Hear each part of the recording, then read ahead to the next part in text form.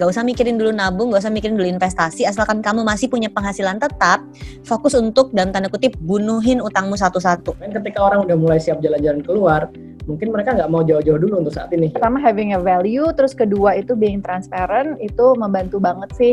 Aku pernah cerita sama Wina bahwa aku sengaja memiskinkan diriku sendiri.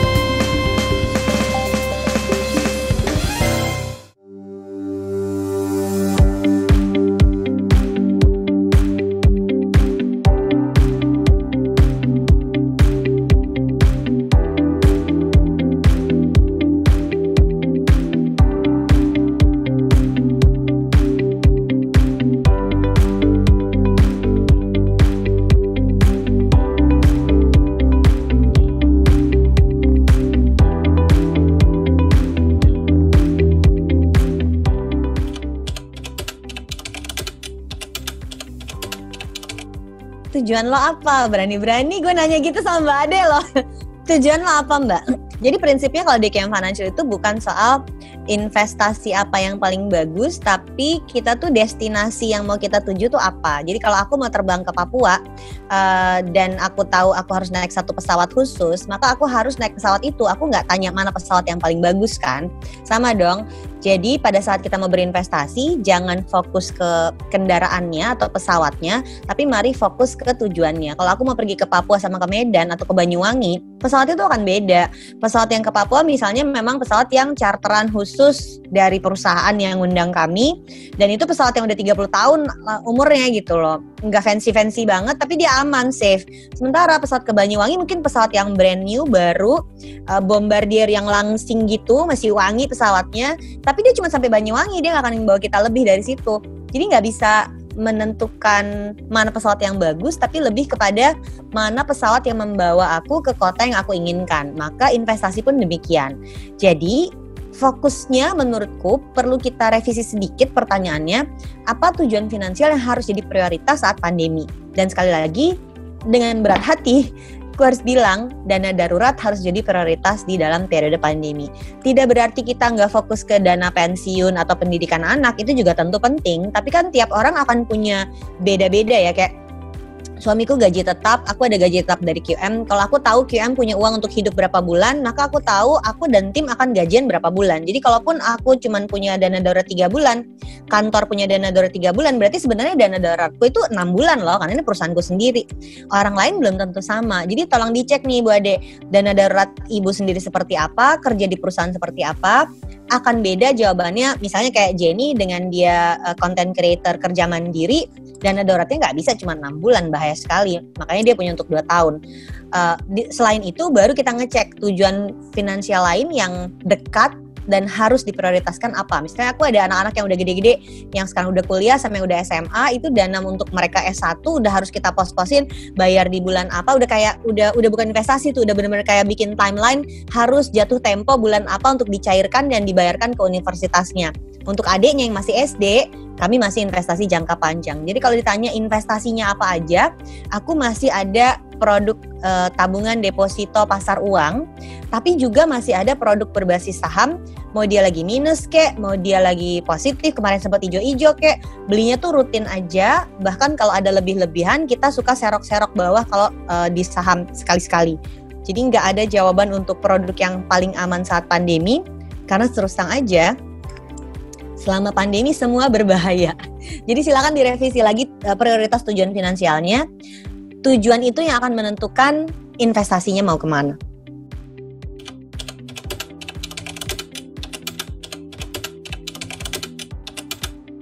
Yang pertama sih pastinya dari awal pas punya perusahaan udah terpisah lah ya, personal dan profesional. Kalau personal, udah ada template ya dong dari QM Financial. Jadi pakai Excel aja gitu. Karena kalau nyatet kadang-kadang ya habis itu kan harus dijumlahin apa segala macam tuh, menurut aku lebih ribet sih, mendingan di Excel aja.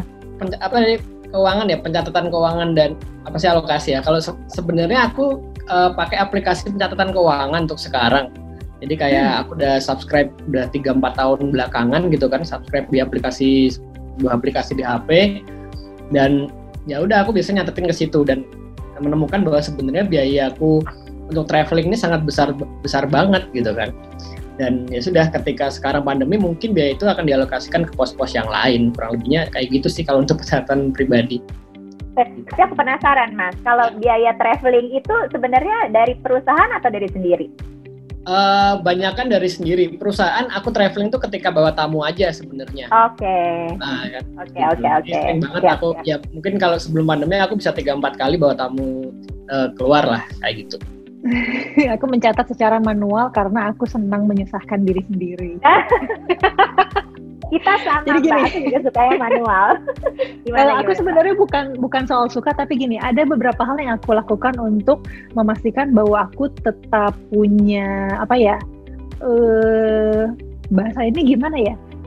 Aku tetap willing untuk put extra effort into anything yang sebetulnya bisa aja dibikin lebih gampang gitu. Kayak contohnya gini, aku pernah cerita sama Wina bahwa aku sengaja memiskinkan diriku sendiri dengan cara rekeningnya aku punya untuk kebutuhan sehari-hari itu aku isi dengan angka yang sangat minim. Itu benar-benar cuma cukup untuk pengeluaran basic needs aja gitu. Jadi aku sengaja untuk tiap kali aku buka rekening itu aku ya udah ayo kita kerja lagi, ayo kita gimana caranya kita inovasi lagi gitu, karena duitnya tinggal dikit. Padahal mah yang nggak di situ aja uangnya gitu kan. Tapi aku pengen entah gimana caranya aku memacu diriku sendiri untuk terus berkembang gitu. Nyatet itu biasanya memang setahun sekali di bulan Januari aja untuk bisa lihat budgetnya berapa sih, berubah nggak dari tahun lalu, karena kan ada inflasi ya kalau di negara kita, makanya pasti angkanya geser-geser. Tapi sesudah itu ya udah, asal udah tahu posnya dari 5 pos tadi, aku jarang nyatet. Gara-gara pandemi jadinya suka oret-oret lagi, pakai Excel sih sebenarnya, tapi cuman buat anggaran aja, cuman buat tentuin berapa persen, berapa juta, enggak yang hari ini berapa tuh udah jarang banget aku lakukan. Jadi biasanya pencatatan itu gue lakukan untuk tahu pola. Kalau udah tahu polanya, nggak perlu dikerjakan lagi. Jadi senang banget kalau ternyata panelis di sini rajin banget selalu nyatet pengeluarannya dia berapa setiap bulan. Kata Jenny juga senang menyusahkan diri gitu ya. Gue termasuk yang hampir nggak pernah nyatet, tapi udah punya pola. Jadi mencatat dilakukan setahun sekali. Tahun ini mungkin udah 4 kali gara-gara pandemi. Jadi selama pandemi berubah terus kan cara hidupnya. Jadi direvisi lagi. Tapi kalau udah ada polanya, jadi tahu berapa juta buat cicilan, berapa juta buat pengeluaran rutin, itu udah tahu angkanya, udah nggak nyatet lagi. Jadi alokasi ya, mungkin alokasi ya. Rekening yang pisah-pisah. Aku lebih suka dipisahin uangnya, jadi udah benar-benar tahu berapa yang untuk grocery shopping, berapa yang untuk bayar listrik, berapa dan lain sebagainya gitu.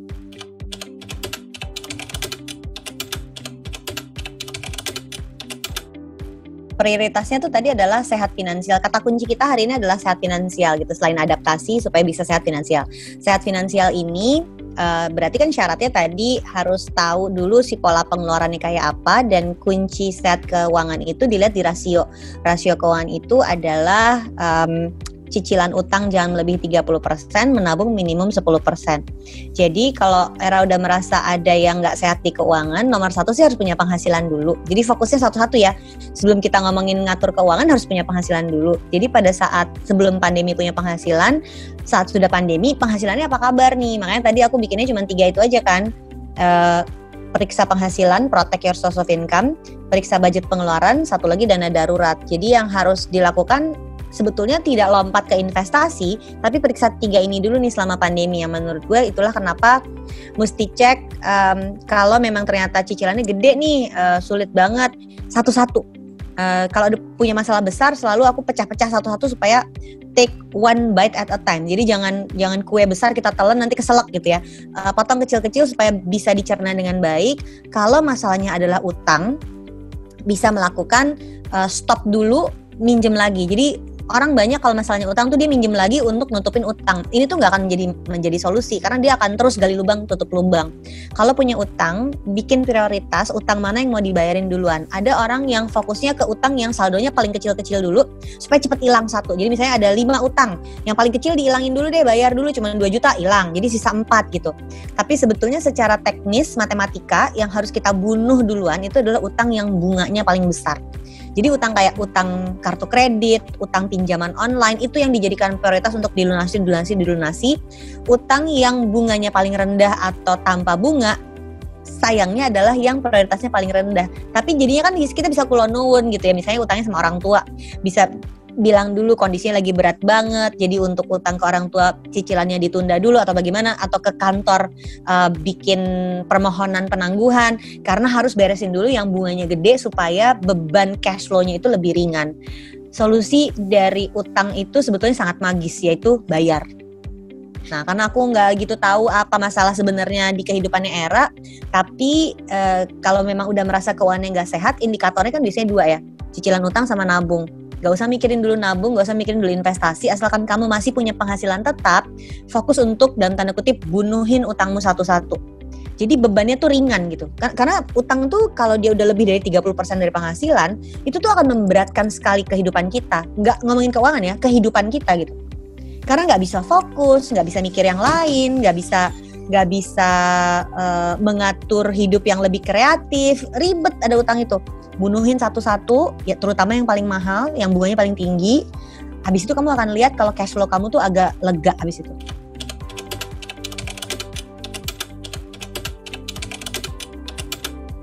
Di awal semua platformnya Female Daily itu terintegrated satu sama lain. Jadi kalau sekarang kan kita punya editorial, ada artikel, ada review and recommendation platformnya, terus ada kayak forum discussion-nya juga gitu, terus ada e-commerce-nya. Nah, e-commerce-nya karena memang kemarin itu kita launching-nya lumayan buru-buru gitu ya, ngejar waktu, karena juga pas banget, pas bulan Mei kemarin tuh kita anniversary yang ke-13, jadi ya udahlah sekalian aja nih momennya tuh pas banget. Tapi memang dengan platform yang masih sederhana. Jadi kedepannya gitu, pengennya baca reviewnya, terus langsung bisa beli di situ, habis itu bisa review balik di situ. Jadi terus-terusan aja nggak keluar dari platform-platformnya Female Daily Network.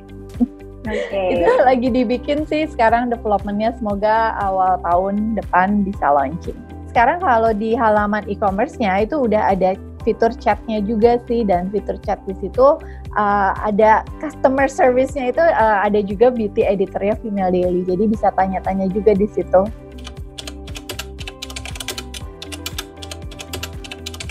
Tren traveling setelah pandemi, mungkin menurutku akan ada beberapa hal yang berubah. Pasti ada satu masalah protokol kesehatan. Kalau dulu kita traveling dalam jumlah besar, misalkan kita satu bis penuh 40 orang katakanlah, sekarang mungkin cuma bisa separuhnya. Terus kemudian dulu kita bisa bebas jalan-jalan nggak pakai masker, mungkin besok akan pakai masker. Kemudian masalah juga ketika mau bikin visa, misalkan dulu kita nggak akan perlu mungkin histori kesehatan, mungkin nextnya mungkin kita akan diminta sejarah kesehatannya gimana, kemungkinan juga histori vaksin kalau sudah ditemukan dan sudah proven bagus mungkin akan juga dilampirkan ketika pembuatan visa, dan kurang lebih seperti itu trennya yang akan terjadi setelah pandemi ini.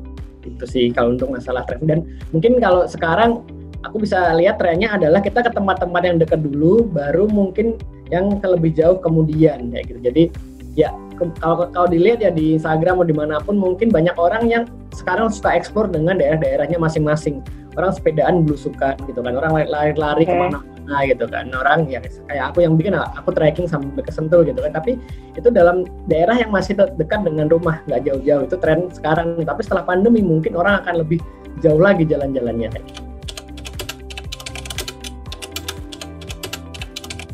Sebenarnya kan kalau basicnya bisnis adalah bisnis hadir untuk mengatasi kegelisahan atau mungkin kebutuhan konsumen nih. Ya gimana caranya, kalau aku selalu nyari tren seperti apa sih konsumen sekarang, konsumen bidang traveling ini sekarang apa yang mereka butuhkan. Kalau aku mikirnya orang sekarang pengen banget refreshing, pengen banget dapat entertainment tapi di rumah aja. Ya sudah, aku coba bikin acara-acara online yang harapannya mungkin bisa mengedukasi, mungkin bisa menghibur mereka yang di rumah aja. Kemudian yang kedua tadi seperti aku sampaikan, ketika orang udah mulai siap jalan-jalan keluar, mungkin mereka nggak mau jauh-jauh dulu untuk saat ini. Ya udah kita bikin yang dekat-dekat dulu, berhubungan dengan alam. Kemudian dalam grup kecil ya udah kita sesuaikan dengan kondisi saat ini, dan alhamdulillah sih itu sekarang disambut dengan baik ya, kayak gitu sih.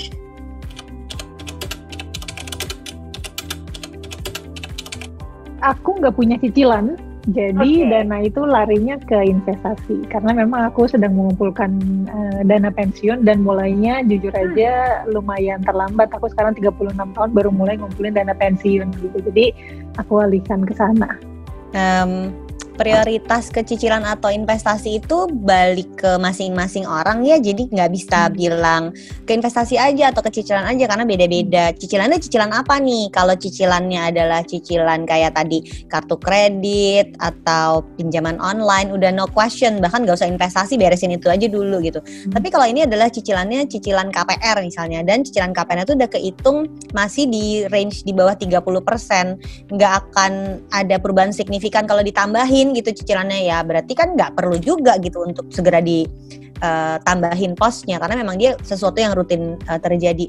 Beda sama misalnya aku punya ekstra 400 juta nih, kalau niban ke saldo KPR efeknya apa ya ke keuangan, nah itu baru beda nih. Tapi kalau cuman pos-pos bulanan aja jarang yang memang harus dialokasikan ke cicilan, karena kalau cicilan biasanya sifatnya tetap dan udah ada alokasinya. Maka challenge-nya adalah apakah kita bisa menabung atau investasi lebih banyak selama pandemi. Itu challenge-nya. Dengan syarat penghasilannya normal ya. Kan tiap orang beda-beda nih. Kita berpikirnya lagi resesi, banyak orang yang penghasilannya terkena, tapi nggak semua loh. Ada orang-orang yang penghasilannya belum berubah, tidak ada potongan gaji, tidak kena PHK. Nah, orang-orang yang seperti ini nih yang menurut aku dengan kondisi dia sehat finansial harusnya kan semakin menguatkan dia supaya investasi bisa lebih banyak. Tapi itu challenge yang sangat berat. Apakah selama pandemi kamu jadi investasi lebih banyak? Itu pertanyaan yang hakiki. Aku juga mikir budget salon yang terhenti itu ada di mana sekarang semuanya, apa jadi tanaman semua gitu kan. Itu challenge buat kita semua sih. Aku abis ini renov gitu ya. Kalau beli tanaman itu kecil, renov yang gawat gitu. Mau bikin teras di depan lah, mau ganti horden lah. Ibu-ibu banget pokoknya.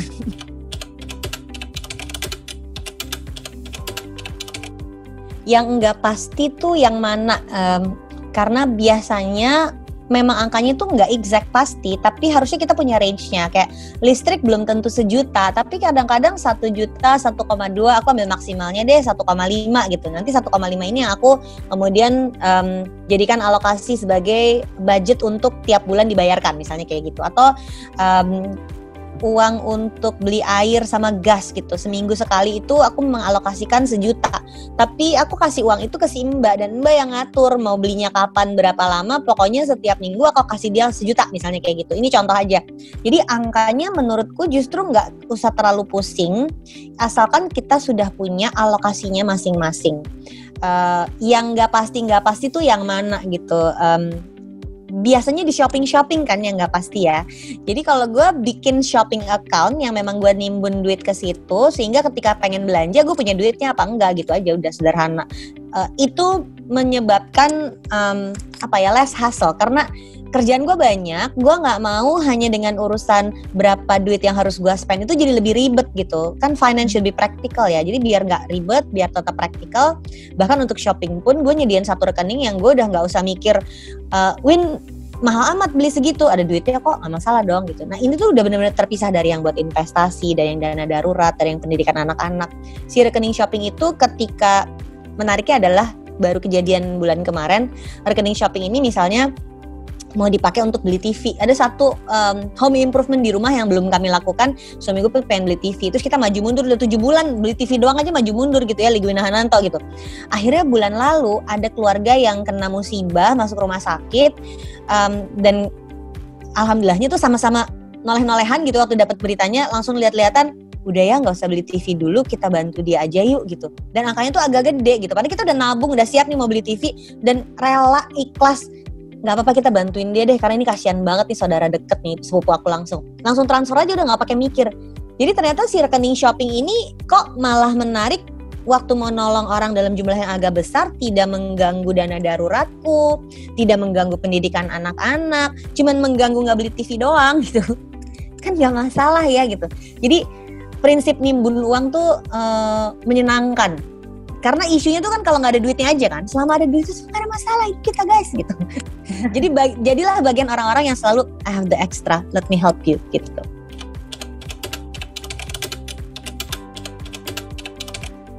Iya, yang jangka pendek harus didahulukan urgently. Karena gini, 2020 itu kan badai ya. Gue tuh termasuk orang yang suka overthinking dan parno berlebihan, so bear with me. Tapi gue tuh khawatir 2021 badainya lebih kencang. Kenapa? Karena perusahaan mana sih yang sanggup salesnya minim terus lebih dari 1 tahun? Ya nggak? Ini isu yang besar sekali yang tadi Arif bilang, Jenny juga bilang, mungkin cuma Hanifah yang gak halu di antara kita ya, karena gue juga halu banget waktu di awal pandemi. Lebaran juga udah kelar, Lebaran Desember juga udah kelar, ini udah mendekat Desember gue udah mulai gak beres-beres guys gitu ya. Jadi kayaknya satu langkah yang harus kita terima bersama-sama dulu adalah pandemi ini gak akan selesai cepat. Dan sudah terbukti 8 bulan nggak beres-beres. Apakah akan beres dalam 3 bulan? I don't think so. Apakah akan beres dalam 6 bulan? I hope so. Tapi itu denial menurut gue. Jadi berhenti dulu untuk menolak terus bahwa ini akan selesai lama. Terima dulu kenyataan itu. Karena artinya kalau 2021 itu kondisinya lebih buruk lagi, siap nggak ya? Jadi semua tujuan yang jangka pendek tuh harus kita penuhi dulu. Kalau orang bilang cash is king, relevansinya kalau di financial planning adalah tujuanmu yang jangka pendek tuh udah pada siap atau belum. Di kasus gue, jangka pendek itu adalah uang sekolahnya anak-anak yang udah gede-gede. Yang angkanya tuh belum 100% tercapai, kayak 80% gitu. Tapi kan berarti selisih yang 20 ini bikin deg-degan gitu. Kita masih akan punya penghasilan yang sama nggak ya di 2021? I don't know. Gue tuh nggak tahu apakah bisa on the roll terus begini sepanjang 2021. Dengan catatan tadi, tidak semua perusahaan itu, bukan tidak semua. Perusahaan mana sih yang siap penghasilannya minim terus untuk 1 tahun? Gak ada. Ketika perusahaan itu penghasilannya drop, dan dropnya tuh banyak gitu ya, tinggal sisa 30%, tinggal sisa 20% dari omset normalnya, dia pasti kan akan shading karyawan. Walaupun kita fight nih sebagai pemilik usaha kecil, gak boleh ada PHK, THR tetap terbayar. Tapi kalau omsetnya gak nutup, ya gak nutup aja. Jadi mungkin niat mulia mempertahankan karyawan di 6 bulan pertama tercapai, sesudah itu apa? Gue khawatir banget soal itu. Maka kontribusinya acara hari ini tuh buat ngajakin semuanya siapin pelampung keselamatannya. Jadi kalau ditanya prioritasnya, balikin kehidupan kalian selain dana darurat, tujuan-tujuan jangka pendek dipenuhin sekarang deh. Jadi kalau ada yang harus menunda investasi saham, karena memang tujuan jangka pendeknya harus dipenuhi, ya lakukan. Tapi kalau ada yang enggak, gue baik-baik aja, gue investasi saham terus, nggak masalah juga. Jadi nggak ada jawaban benar atau tidak. Look back at your own finances and your life. Karena hidupmu sebetulnya menentukan financial planmu bentuknya akan kayak apa.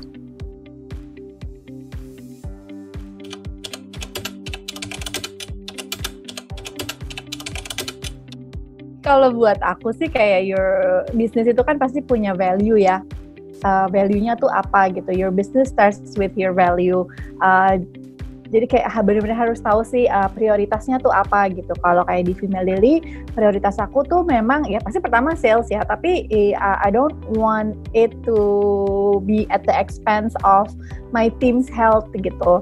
Jadi nggak bisa nih tetap ke kantor seperti biasa segala macam dan memberi resiko besar ke kesehatannya mereka. Karena apa? Karena kalau ada apa-apa dengan mereka, kena COVID dan lain-lain, aku nggak bisa bantu gitu, sama sekali nggak bisa bantu, nggak punya channel ke rumah sakit, nggak ada biaya ekstra juga gitu dari kantor buat ngebiayain mereka dan lain-lain gitu. Jadi ya udah dari awal sampai sekarang kita semuanya work from home. Jadi udah kayak ikhlas banget gitu loh dari awal bahwa yang namanya sales ya mau nggak mau, ini juga bukan karena work from home aja sih, karena memang kita tetap ke kantor pun ya sales itu akan tetap rendah gitu karena memang kondisinya seperti itu. Jadi dari awal tuh udah work from home sampai sekarang defaultnya masih work from home. Terus kayak udah bikin ini juga sih kayak skenario ya, beberapa skenario. Kalau misalnya terjadi A itu tuh berarti apa gitu. Nah kebetulan kita udah mengalami masa-masa susah financial juga gitu beberapa tahun lalu di Female Daily, dan segala cara sih waktu itu dilakukan ya, sampai pernah kita minjem uang dari arisan Cina, tahu nggak? Apalagi ini? Gimana tuh Mbak? Ada, itu mungkin nanti Nopai bisa menjelaskan dengan Itu sumber lebih baik, yang sungguh ajaib dan ternyata Iya. ada. Karena kita nggak bisa minjem uang dari bank kan, karena harus ada aset apa segala macam, dan nggak fair lah kalau harus salah satu gitu dari foundersnya yang meresikokan itu gitu. Akhirnya kita pinjam uang dari arisan Cina itu, ikutan arisan Cina, terus biasanya kalau kayak gitu ya pasti foundersnya dulu sih yang dipotong gitu. Jadi udah ada lah masa-masanya kita nggak gajian beberapa bulan dan nombokin, itu ada gitu. Tapi ya tentunya harus punya ini juga ya, kayak perkiraan lah, projection ini tuh akan sampai kapan sih, kita nggak bisa halu juga gitu bahwa nanti juga ada caranya gitu, ada jalannya. Jadi tetap harus punya timeline kayak oke, bisa bertahan seperti ini, gue bisa deh bantuin sampai sekian gitu, atau sampai bulan Desember gitu. Tapi habis itu ya mau nggak mau harus ada, misalnya harus melakukan layoff atau pengurangan gaji dan lain-lain gitu. Kalau sekarang sih aku udah bilang sama tim aku kalau ya kita akan baik-baik aja nih. Jadi dari awal, dari Maret udah bilang kita akan baik-baik aja sampai Juli. Apakah kita Juli akan baik-baik aja atau enggak, ya itu tergantung dengan apa yang kita kerjakan di bulan Maret April ini gitu. Dan di bulan Juli pun aku update gitu, kita baik-baik aja nih sampai bulan Oktober gitu. Nah sekarang belum diupdate lagi sih, kayaknya pada nunggu yang update ya gitu. Okay. Jadi buat mereka juga udah ada sense of urgency-nya gitu loh, kayak takut dan benar-benar memang udah di-expect untuk kerja double duty gitu ya, karena kita e-commerce juga nggak hire orang-orang baru dan harus berpikir lebih kreatif lagi dengan segala batasan-batasan yang ada sekarang. Jadi being transparent dari pertama, jadi pertama having a value, terus kedua itu being transparent, itu membantu banget sih untuk kita bisa berjalan selama ini ya lumayan baik-baik aja lah, at least masih bisa survive gitu. Kalau di gue kuncinya di cash flow ya. Jadi gue sepakat sama apa yang dikatakan Hanifa tadi, dan bulan Maret itu gue kumpulin semuanya. Jadi begitu tahu ada kasus yang jaraknya nggak nyampe 1 kilometer dari rumah gue, si kasus 0102 itu kan penyebarannya justru di Jakarta Selatan ya, walaupun mereka orang Depok. Itu tim langsung, gue inget itu malam Minggu, yang gue lakukan waktu itu ada langsung kontak sama, kita menyebutnya ada grup WA namanya Mama QM. Jadi ada 4 mama yang adalah mamanya QM. Selain gue ada 1 finance director, ada HR director, sama komisaris kantor. Jadi 4 ini gue kumpulin, terus gue langsung tanya, guys ini udah kayak gini, kita gimana? Dan 4-4nya tuh langsung sepakat kita harus work from home. Itu malam Minggu, hari Minggunya gue langsung pengumuman, guys kita akan work from home mulai Senin. Dan anak-anak kantor tuh, barang gue masih ada di kantor mbak, laptop masih di kantor mbak. Oke, ya udah Selasa. Jadi Senin tuh masih ke kantor ngambil barang, Selasa kita langsung work from home. Ingat banget tuh pertengahan Maret. Sesudah itu gue kumpulin semua timnya pakai Zoom call kayak gini, dan gue ceritain kalau kita kehilangan semua pekerjaan kita sampai bulan Juni, itu di bulan April. Resikonya apa? Resikonya yang terburuk perusahaan bisa tutup, karena kalau kita salesnya nggak nutup ongkos ya gue nggak punya uang banyak-banyak amat untuk bisa terus mempertahankan perusahaannya. Jadi waktu itu benar-benar ngajakin semua tim untuk let's go, kita mesti ngapain. Alhamdulillahnya kayak satu frekuensi gitu otaknya, dan anak-anak smooth juga untuk bisa konversi online karena memang sudah dilakukan dari 2018, dan akhirnya ternyata kita benar-benar bisa adaptasi penuh di bulan Mei. Sebelum Mei itu gue gak tenang bener-bener. Akhirnya supaya tenang gue bener-bener bikin per 3 bulan. Jadi kerja 3 bulan untuk quarter berikutnya. Contohnya nih untuk quarter 4 2020, Oktober, November, Desember itu mengumpulkan uang untuk quarter 1 2021. Jadi anak-anak tuh tahu gue tetap gajian 3 bulan. Jadi mikirnya tuh gak ada gaji ya bulan depan. Gak yang kayak gitu. Ini ternyata menimbulkan hope dan semangat orang-orang di kantor untuk kita bikin apa lagi mbak gitu. Menjawab pertanyaan Riana, isu terbesarnya berarti kan adanya di omset ya. Ini nyawa nih, kalau penghasilannya 0 terus atau minim banget nggak nutup ongkos, memang yang pertama nggak gajian founder. Gue di awal pandemi 4 bulan gue nggak gajian, gue nggak berani ngambil gajian, saking takut uangnya nggak cukup. Jadi begitu udah gajian lagi pun, gaji gue yang 4 bulan kemarin tuh kayak dicicil dulu sama kantor, sedikit-sedikit dibayarkan ke gue gitu. Tapi kan pertanyaannya mau sampai kapan founder nggak gajian? Foundernya juga kan punya hidup yang harus dia pertahankan dong. Jadi niat mulia karyawan jangan ada yang dipecat, itu cuma untuk di awal pandemi sih menurut gue. 6 bulan ke depan kita akan lihat berapa banyak lagi perusahaan-perusahaan yang masih tetap bisa bertahan founder yang gak gajian, masih tetap bisa bertahan enggak mecat karyawannya, dan itu hanya bisa terjadi kalau si perusahaannya berhasil mencetak omset. Berarti sekarang isu besarnya adalah perusahaan bisa punya omset dari mana, karena mau nurunin ongkos juga apalagi yang mau diturunin kan.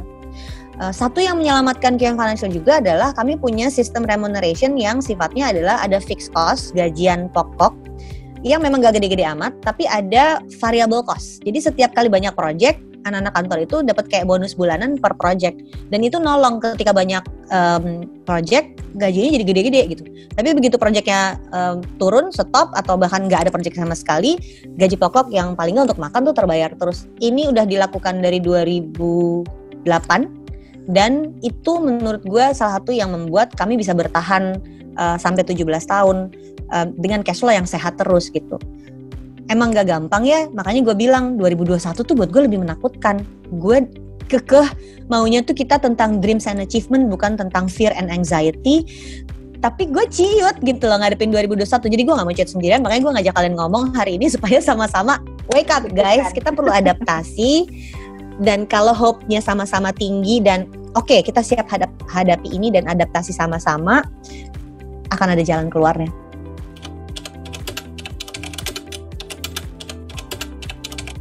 Sebenarnya bukan kiat ya, tapi lebih ke ngasih semangat dan ngingetin bahwa we are actually made for this gitu. When we decide, ketika kita memutuskan untuk jadi seorang freelancer, we were signing up for uncertainty and instability gitu.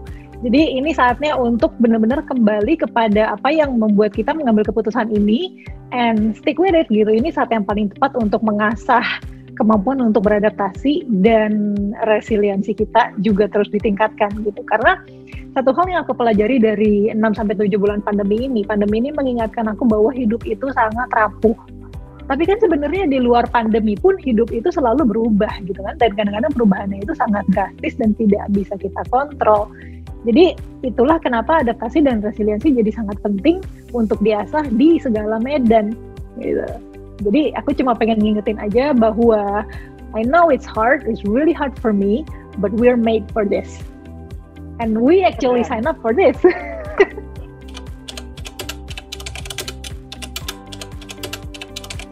Sebenarnya jawabannya bersama yang kayak dijelasin Mbak Wina ya, mungkin tadi masalah budgeting, mungkin masalah fixed cost dan variable cost, sebenarnya kita harus bisa pilah-pilah dulu nih, kayak sama juga kayak di Watravel pun mungkin kebetulan para foundernya, mungkin para BOD-nya punya penghasilan lain kebetulan. Jadinya mereka dari bulan Maret, bulan April itu udah nggak ngambil gaji sama sekali, karyawan juga udah gajian full sampai bulan mungkin sebelum lebaran itu masih gajian full, baru setelahnya kita atur ulang nih budgetingnya gimana. Kita ajarin ngobrol satu-satu, mau nggak kamu masih kerja di sini tapi dengan penghasilan yang mungkin akan dikurangin sekian. Kalau mereka bilang komit, nggak apa mas, ya udah kita kerja bareng, ya udah kita jalan di angka segitu, dan itu dengan proyeksi yang udah kita siapin. Kalau kita penghasilan misalkan let's say awal nih operasional cost katakanlah sebulan buat gaji doang 70 juta katakanlah. Ketika pandemi kita bisa kasih berapa sih? Sampai akhirnya mungkin kita nego, ya gimana kalau sama tim BOD kita jadiin 20 juta yuk minimal sebulan, tapi anak-anak masih bisa tetap gajian, tapi gajinya akan dikurangin kayak gitu. Nah, itulah budgeting yang kita kita buat lagi.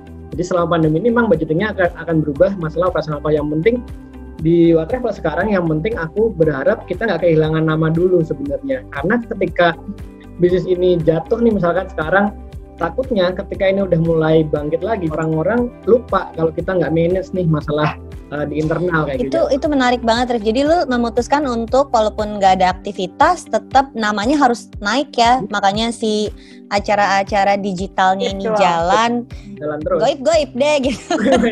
Tapi kan tetap diomongin, jadi tetap ada, karena kebutuhan jalan-jalan itu nggak hilang, cuman nggak bisa pergi. Bener, karena di awal nih aku lihat kalau kita mantengin statistik di Instagram ya, katakanlah sebelum pandemi ini mungkin kita posting konten-konten yang ya sekadar promo, hard selling dan lain-lain, itu paling yang datang ke profile itu paling cuma ratusan. Tapi ketika aku udah mulai bikin konten Instagram Live, katakanlah di sana itu udah mulai 1.000 ke atas lah, pokoknya yang view banget, ada sampai ya mungkin udah 10.000 ke atas gitu-gitu. Tapi ya memang di situ yang aku selalu tekankan ke anak-anak, jangan sampai kita kehilangan nama pokoknya. Ketika walaupun pandemi gini, yang penting orang tuh nggak lupa bahwa travel ini jualan trip, bahwa travel ini sebenarnya penyedia wisata perjalanan, atau mungkin bahwa travel ini punya sesuatu yang bisa menghibur kalian yang di rumah saja gitu. Jadi nanti ketika ini udah selesai, kita beneran bisa lari paling depan, karena yang lain mungkin nggak kepikiran seperti ini mungkin gitu kan. Ya. Tapi ya udah, kita emang harus bener-bener tekan budget paling gede, yaitu di operasional adalah gaji karyawan sebenarnya. Kebetulan untungnya salah satu investorku meminjamkan ruangan kantor, jadi kita nggak perlu sewa, nggak perlu bayar apa-apa gitu. Itu salah satu keuntungan sih sebenarnya. Dan sekarang ya udah, kita pengen nego-nego anak-anak aja yang masih mau bertahan tapi gajinya segini, ya nggak apa-apa, silahkan gitu. Dan yang menarik adalah para karyawanku ini sekarang aku aku harapkan mereka bisa mengerjakan hal yang di luar SOP mereka nih, di luar kemampuan mereka nih. Katakanlah orang sales, sekarang aku minta nge-host buat Zoom gitu kan. Terus orang produk aku minta ngadmin WhatsApp gitu. Jadi semuanya ya udah, kamu latihan deh operator Zoom atau semuanya. Ya udah, kita karena ini pandemi ini mengubah bisnisnya, ya udah gimana kalau job desk kamu berubah gitu. Dan mereka tuh sebenarnya awalnya bingung, aduh mas, aku nggak bisa, ya udah. Jadi tapi aku sempat kasih beberapa kali, ya udah ngobrol ke kantor gitu kan, pas masa PSBB transisi kemarin tuh aku ngumpulin mereka yang pada mau ke kantor, ya udah aku kasih mereka berapa katakanlah wejangan terkait bisnis, terkait orang gimana orang yang I-shape spesialis dan T-shape generalis gitu. Jadi bahwa sebenarnya orang yang dibutuhkan perusahaan adalah orang yang bisa mengerjakan banyak hal sebenarnya, daripada kamu spesialis tapi ketika diminta kerjaan yang lain kamu nggak mau gitu. Dan aku menanamkan itu ke mereka, dan alhamdulillah mereka mau adaptasi bareng. Jadi sekarang dari orang yang travel, sekarang kita bisa bikin IO istilahnya kayak gitu. Jadi ya udah, ini yang kita lakukan saat ini kayak gitu. Ini juga sejalan dengan tadi protect your source of income ya. Jadi ketika kalian kerja di sebuah perusahaan yang udah jelas-jelas nggak ada jobnya loh, orang nggak bisa traveling, tapi demi bisa survive itu pivotnya seperti apa ya, yang di dalam perusahaannya harus mau lompat bersama dengan perusahaannya untuk pivot. Jadi kalian harus kontribusi aktif sama apa yang sedang terjadi di dalam perusahaannya. Menurut aku itu penting banget, karena banyak orang yang nggak menyadari bahwa kontribusi pada saat genting kayak gini loh yang akan menentukan kalian bisa tetap bertahan sama perusahaan itu. Bukan cuma untuk hari ini aja, tapi jadinya suatu hari kalau pindah pun punya pengalaman yang luar biasa kan, karena punya kontribusi yang lebih di perusahaan sebelumnya pada saat kondisinya tuh lagi jelek-jeleknya, pada saat kondisinya tuh lagi di tengah-tengah pandemi, gue bantuin dia beresin ini loh gitu. Itu justru kayak mewarnai CV kalian tuh. Menurut gue orang suka nggak pikirin tuh.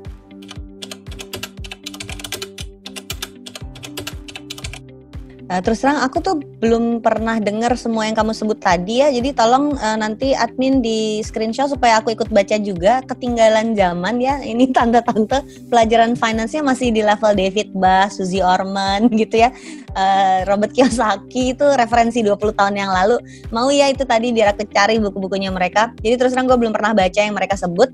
Tapi memang selama ini gue tuh selalu cenderung lebih konservatif daripada lawan bicara. Jadi kalau lagi ngobrol, zaman dulu bikin financial plan, kalau lagi ngobrol sama klien ngomongin investasi, gue cenderung lebih konservatif daripada kliennya. Waktu lagi ngajar pun gue cenderung lebih konservatif daripada pesertanya.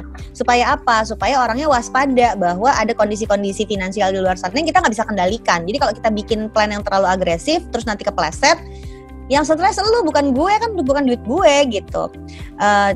Ini berpengaruh juga mungkin dari sisi umur. Zaman dulu tuh gue sama suami gue tipe investor agresor, apa juga dihajar aja, peduli amat gitu. Tapi karena jangka waktunya panjang sekali, di umur 25-an, 30-an, jangka waktu ke tujuan finansial tuh masih jauh. Dengan sekarang punya anak-anak yang udah SMA dan kuliah, jangka waktu ke kapan harus bayar uang kuliahnya itu udah makin pendek. Jadi kami justru memang cenderung menyimpan dananya tuh lebih konservatif. Jadi kalau buka aplikasi yang dipakai sama suami gue untuk investasi uang kami, itu akan kelihatan kami punya uang di saham dan reksadana saham, tapi porsinya ternyata nggak sebesar yang sekarang ada di reksadana pasar uang misalnya, karena tujuan finansialnya memang sekarang udah banyak yang jangka pendek. Jadi sebetulnya ini bukan soal karena pandemi, tapi karena memang prinsip yang dilakukan di QM Financial itu adalah menentukan dulu tujuan finansial. Tujuan finansial itu ditentukan sama jangka waktu. Produk itu agresivitasnya ngikutin tujuan finansial di jangka waktu yang mana. Jadi bahkan sebelum pandemi pun gue udah cenderung lebih konservatif gara-gara tujuan finansial gue tuh memendek jangka waktunya gitu. Soal dana daruratnya diperbanyak nggak pernah ada salahnya. Tapi ya itu tadi, prioritasnya dalam hidupnya kayak apa gitu. Gue ternyata punya prioritas yang lebih tinggi di dana pendidikan daripada dana pensiun gue, sehingga dana darurat gak kita tambahin. Tapi gue ngukur, kalau kantor gue punya 3 bulan, gue punya 3 bulan, berarti sebenarnya gue punya 6 bulan loh. Gitu, beda kan? Sementara suami gue kelihatannya pekerjaannya yang masih stabil dan bisa gajian terus untuk 1 tahun ke depan, sehingga terukur untuk tidak punya dana darurat dilebihin. Beda kalau pekerjaan gue kayak Jenny gitu yang sifatnya memang by projects dan content creator. Gue ada pekerjaan-pekerjaan yang sifatnya by project content creator, tapi kan gue tidak hidup dari itu aja. Gue masih ada dari kantor gue si QM Financial ini. Jadi gue ngukurnya berdasarkan napasnya QM berapa lama nih. Kalau napas QM 3 bulan, gue punya 3 bulan, gue punya 6 bulan. Kalau napas QM 6 bulan, gue punya 3 bulan, gue punya 9 bulan. Jadi cara ngukurnya tuh jadi akan beda-beda untuk setiap orang. So, kalau kamu setuju soal lebih konservatif pada saat pandemi, nggak ada salahnya. Tapi lebih ke gini loh, konsekuensinya apa sih kalau kita lebih konservatif? Konsekuensinya kita kehilangan opportunity. Jadi pada saat market downturn dan kita berhenti agresif, maka produk-produk agresif yang lagi turun itu kita kehilangan opportunity-nya. So there is such thing as opportunity cost. Ketika kita lebih konservatif, kita nggak naik ke roller coaster pasar saham dan reksadana saham yang lagi turun itu, padahal harusnya beli saat mereka lagi turun gitu. Jadi gue selalu daripada bingung waktu pandemi harus berubah, lagi nggak pandemi harus gimana, gue lebih cenderung ke tujuan finansial lo kayak apa, dibagi berdasarkan jangka waktu, dan produk yang kita pakai mengikuti tujuan itu, sehingga pandemi nggak pandemi kita tahu uang kita ada di mana, berhadapan dengan risiko seperti apa. Terima kasih teman dialog yang sudah bergabung sampai juga akhirnya di akhir sesi Financial Dialogue volume 4 hari ini. Ingat ya, badai pasti berlalu, tapi sesudah badai pasti banyak puing-puing yang harus kita bereskan. Sehat finansial menjadi penting untuk setiap individu, tapi kita tidak bisa sehat sendirian. Jalan masih panjang, tidak ada yang bisa meramalkan kapan pandemi COVID-19 ini akan berakhir. Ada kok caranya supaya kita bisa survive bareng-bareng, nggak sendirian aja. Jadilah orang itu, jadilah mereka yang menyiapkan diri menjadi bagian yang kuat agar kita bisa kuat untuk orang lain lebih lama. Mari sehat finansial bersama. Saya Ligwina Hananto. Terima kasih semua udah hadir. Sampai jumpa di Financial Dialogue selanjutnya. Wassalamualaikum warahmatullahi wabarakatuh. Bye-bye. Thank you.